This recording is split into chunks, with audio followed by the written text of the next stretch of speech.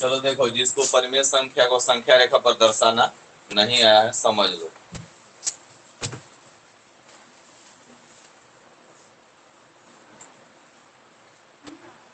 परिमेय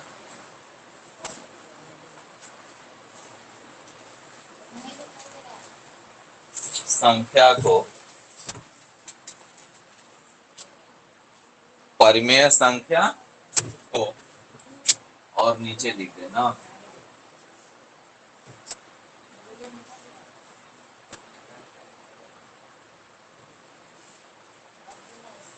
परिमेय संख्या को संख्या रेखा पर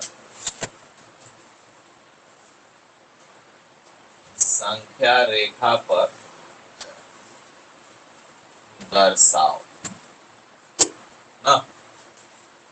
नंबर लाइन, संख्या रेखा को कहेंगे नंबर लाइन। देखो, किसी भी परिमेय संख्या को संख्या रेखा पर हम तभी दर्शा सकते हैं जब हमारा संख्या रेखा क्वेश्चन जिस रूप में है उसी रूप में हमारा संख्या रेखा होना चाहिए। अगर क्वेश्चन हमारा परिमेय संख्या में है तो हमारा नंबर लाइन भी परिमेय संख्या में होना चाहिए। क्वेश्चन हमारा अगर दशमलव में है तो हमारा नंबर लाइन दशमलव में होना चाहिए। अगर क्वेश्चन हमारा पूर्णांक है तो हमारा नंबर लाइन भी पूर्णांक में होना चाहिए, तभी हम किसी भी संख्या को संख्या रेखा पर दर्शा सकते हैं। ठीक है, जिन संख्याओं को संख्या रेखा पर दर्शाया जा सकता है उन्हें वास्तविक संख्या कहा जाता है। जिन संख्याओं को संख्या रेखा पर दर्शाया जा सकता है उन्हें वास्तविक संख्या कहा जाता है। अर्थात सभी परिमेय और अपरिमेय संख्याओं को वास्तविक संख्या कहा जाता है। वास्तविक संख्या का परिभाषा दो तरह से दे सकते हैं। सभी परिमेय और अपरिमेय संख्याओं को वास्तविक संख्या कहा जाता है, या फिर जिस संख्या को संख्या रेखा पर दर्शा सकते हैं, निरूपित कर सकते हैं, प्रदर्शित कर सकते हैं, उसे संख्या रेखा कहा जाता है। तो क्वेश्चन हमारा यह है कि परिमेय संख्या को संख्या रेखा पर दर्शाना है। परिमेय संख्या किसे कहते हैं बता चुके हैं। जिस संख्या को हम p बटा q के रूप में लिख सकते हैं, जिस संख्या को हम p बटा q के रूप में लिख सकते हैं अर्थात अंश और हर के रूप में लिख सकते हैं, या जो संख्या अंश बटा हर के रूप में होती है उसे परिमेय संख्या कहा जाता है। या फिर जिस संख्या का पूरा पूरा वर्गमूल प्राप्त हो सकता है उसे परिमेय संख्या कहा जाता है। परिमेय संख्या का परिभाषा दो तरह से, जिस संख्या का वर्गमूल पूरा पूरा प्राप्त हो जाए उसे परिमेय संख्या कहेंगे, या जिस संख्या को p बटा q के रूप में लिखा जा सकता है, अंश बटा हर के रूप में लिखा जा सकता है, उसे परिमेय संख्या कहा जाता है। यहाँ क्वेश्चन है कि परिमेय संख्या को संख्या रेखा पर दर्शाओ, यानी 7/8 हमारा परिमेय संख्या है। कैसे? ऊपर वाला अंश है, नीचे वाला हर है। अगर कोई संख्या अंश बटा हर के रूप में हो उसे परिमेय संख्या कहा जाता है। निश्चित तौर पर 7/8 हमारा एक परिमेय संख्या हुआ। कैसे दर्शाना है इसको संख्या रेखा पर? तो सबसे पहला नियम ये है कि 7/8 है, इसको हम पहले भाग देंगे। 7/8 है, इसका मतलब ये हुआ कि हम 8 से भाग देंगे 7 में।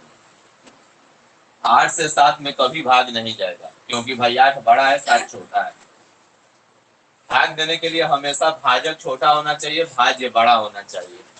इसको भाजक कहते हैं, इसको भाज्य कहते हैं। ये बड़ा होगा तभी भाग जाएगा।